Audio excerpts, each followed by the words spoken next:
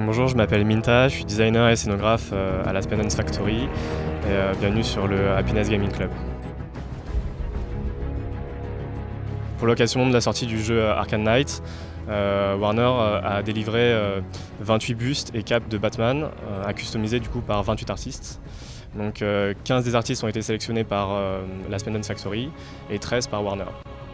Du coup, l'idée de cette exposition, c'est de présenter ces bustes customisés d'une façon ludique et cohérente. Pour ma part, j'ai travaillé en fait sur le phénomène d'apparition et de disparition du héros Batman, qui vit et en fait tire sa force de tous les sentiments et de toute la pensée de la société dans laquelle il évolue. Et du coup, cette accumulation de carrés blancs représente tous les espoirs et toute la volonté de cette société.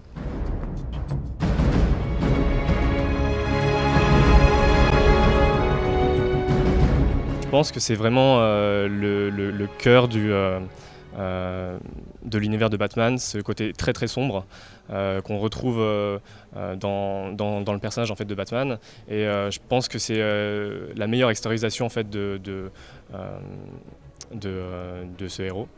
Et on retrouve certains des bustes de Batman qui s'en sont inspirés, dont le buste d'Anna Echuni qui a représenté le Joker au mieux, de façon très très sombre, celui d'Arthur Platel.